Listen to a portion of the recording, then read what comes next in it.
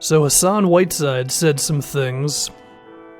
He had some expletives in there as he was talking about how he has had a lack of minutes lately for the Miami Heat. He has missed some games, and it's been an up and down season for him all year in terms of injuries and being in and out of the lineup and all that. But he had a lot of frustrations with how many minutes he's been playing, especially in crunch time situations.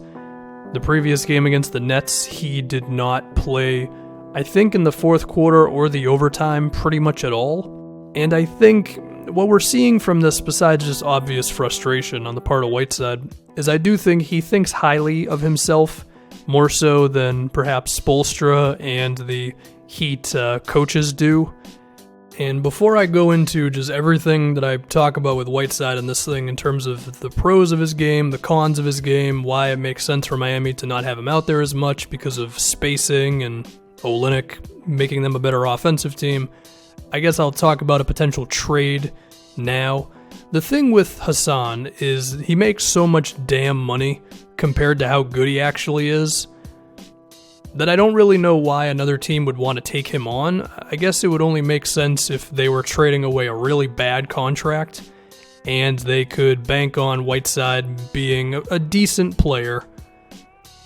I know the box score numbers are good, but in terms of spacing and how good of a defender he really is outside of rim protection, I don't think he's like this world beater at the center position. The other team would really have to be locked into something pretty bad, and they would go, all right, we'll take this guy on instead. Do I think Miami has a chance to get themselves like a real player in a potential Whiteside move? One thing I saw on Twitter was Kemba Walker. Another thing I saw was Jabari Parker. I would say no to both of those things if I was either one of those teams. Because Whiteside, he's just simply not good enough to warrant trading away those guys. It would be a pretty tough trade. And the other problem with this, besides just the money, is Whiteside's had a lot of concerns about his maturity, right? And this situation right here is definitely not helping that out. He's had times when he's gotten too frustrated at referees. There have been times when he'll have a really bad foul that makes no sense because he sees his replacement coming in the game, so he's already mad. I just don't think you could get a really good return for the guy. But we might be forced to get to that point depending on if Whiteside and Spoelstra are able to come to a resolve, if Whiteside can just improve on things. Who knows? And I'll be honest, personally, I think I'm closer to how Spoelstra feels about Whiteside than Whiteside feels about himself. But let's dive into this. I do think he is a bit of a tough cookie to crack, so to speak, and how valuable he is, because there are things he does well, things he doesn't do well, right? I would say Whiteside, when he's healthy, because even last night against the Nets, his stamina was definitely not where you wanted it to be. They had to pull him with about 7 minutes left to go in the first quarter because he was just so damn tired. So when his stamina is there, his health is there, I think his best quality is still his rebounding, right? Even among all the craziness of this season, he's right up there with Drummond and DeAndre and Enes Kanter in terms of total rebounding percentage, and then his offensive rebound percentage, he is a little lower, to be fair, but still, Whiteside at 13% isn't too far away from some of the better guys in the league. And I would also say on his best days, Whiteside is a solid rim protector who can force opposing players to think twice about going inside, and if they dare him, he will send a shot back, or he'll get a decent contest on them. And I would also say he can be a really good finisher around the basket, dump off passes, alley-oops. As a roller to the rim, he's actually not been too good this season.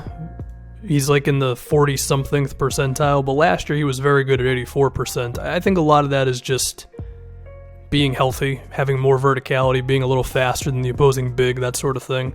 Because the team around him is essentially the same. Josh Richardson plays a few more minutes, but it's still Dragic and Tyler Johnson, and sure, Dion has been hurt all year, but the team isn't too different, so I'm just going to chalk it up to him just not being totally there this season physically. So I would say those are the positives for Whiteside. Now, the negatives, when they're bad, they can look really bad, and I think they're bad enough to the point where sometimes you can't have him on the floor, which is what's been happening lately and why he's been frustrated. Number one, he's just really not that good of a defender outside of the paint. If you make him defend side to side, if you have a big man who can shoot, and you have that big just operating on the perimeter, whether it's just simply standing there or maybe they're involved in handoff plays or a pick and pop or something, Whiteside has trouble stepping out on those kind of guys. Now, the counter argument here is, well, you could have Whiteside just defend someone else. I mean, assuming that the team you're playing is not like the Rockets who can put 5 shooters out there or 4 shooters and then PJ Tucker in the corner, you can probably find one dude that he can just kind of linger near, maybe like a wing who's not as good of an outside shooter, that sort of thing. And I think that could work sometimes, but it definitely can't work all the time, you know? And I mean, last night against the Nets, because I watched some of this, because Whiteside got mad after this game. I figure why not watch some of his minutes. When Quincy Acey was in the game, a guy who has figured out his three-point shot, Whiteside definitely had to go out of his comfort zone, stretch himself out to near the three-point line, and there were at least a couple plays here and there where it was he was just a tad slow getting over to Acey, and maybe it didn't result in a three-pointer, but it would result in, I don't know, just Brooklyn taking advantage of it in some way. Maybe Acey would beat him on a closeout. Maybe he'd be a step slow, like contesting a pass sort of thing. You know, just not what he naturally is good at, right? And then you ask someone like Kelly Olynyk or Bam Adebayo to do those same things, and they are better at those things, you know? Now, is Bam a little undersized? Yes. Is Olynyk softer than Whiteside? Yes, he is. So different strengths and weaknesses present themselves depending on the type of guy you have out there. If I can go back to that Brooklyn game, there were moments when the Nets had like Dante Cunningham and Quincy Acey as the two bigs, or they had Rondae Hollis-Jefferson out there. Could you have dared those guys to shoot by having Whiteside defend them? No, potentially. I think Cunningham is good enough to where if you just leave him totally open, he will knock a few down. As long as you get an okay enough contest on him, you should be okay. I think the same thing can be said for Rondae Hollis-Jefferson. But at the same time, you know, Jefferson is a decent athlete to where if Whiteside's closing out on him, he might not have the ability to then turn and stay in front of Jefferson if he's going on a closeout. He would probably have a little better of a time with Cunningham, but, you know, it's the idea of, is this really worth it to experiment with this, especially given how late we are in the season and how Miami is clinging to a playoff spot, you know? So there's that. I think another thing with Whiteside is he does make some spacing issues sometimes for Miami. They sometimes someone will just be driving. I remember it happened at least a couple times where I think Josh Richardson beat his guy off the bounce a little bit and he wanted to finish at the rim, and because Whiteside was around the basket, that means his guy was around the rim as well, and then Richardson had to throw up either like a mid-range jumper or a floater or something.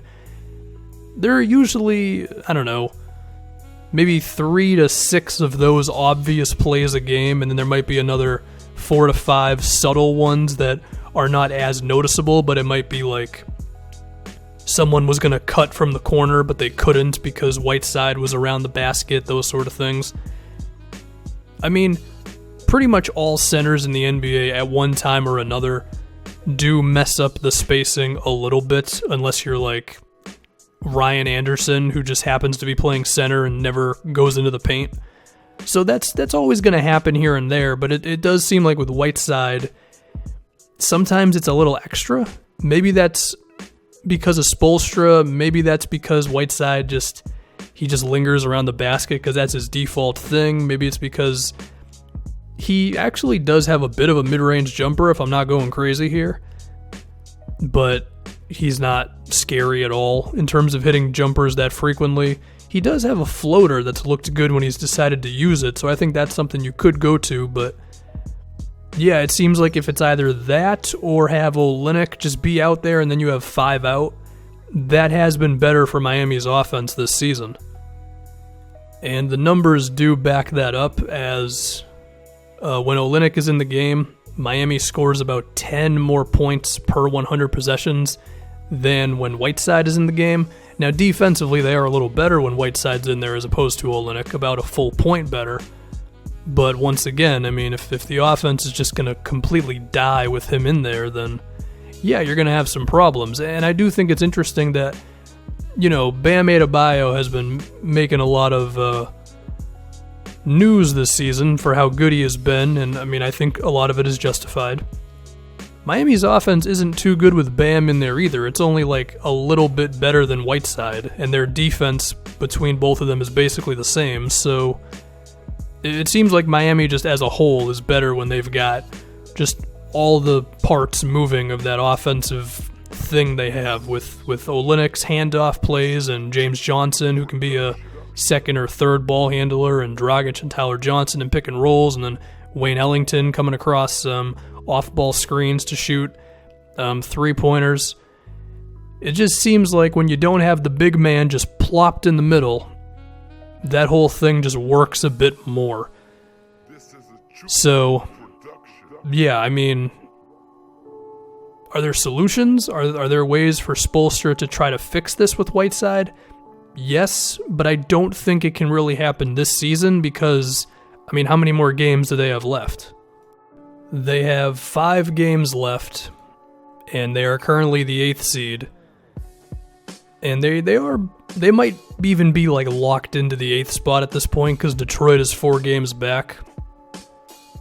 But I mean, they're right there with the Bucks and the Wizards for those last 3 spots. So I mean, they have real stuff to play for, and I don't think they have time to experiment. They have to go with what's been working. So I think what we're seeing is just a combination of Whiteside having some real problems, and then he's just been in and out of the lineup all season, And I think he should probably expect to be playing about 20 to 25, and maybe a little bit more than that, minutes through the rest of this season.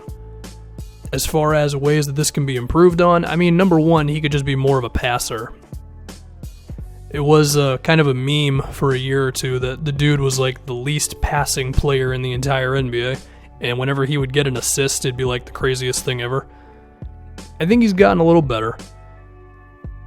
Can he get to a point of being like Marc Gasol, passing out of the low post? That's a lot to ask for.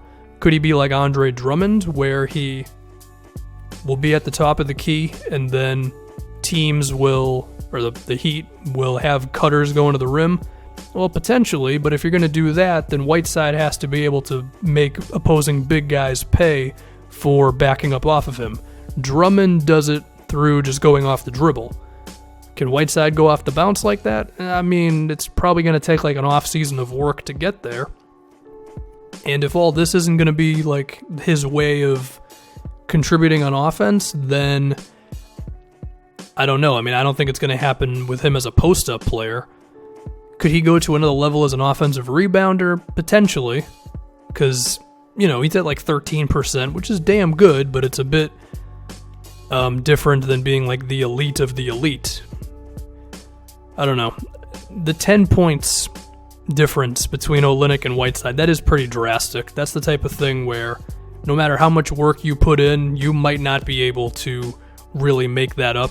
Because at a certain point, like no matter how many potential improvements Whiteside makes, it's like, dude, Olynyk can shoot threes and dribble, okay? And in Spoelstra's system, that's pretty damn valuable. So, yeah, I mean, I don't really blame Spoelstra for thinking like this.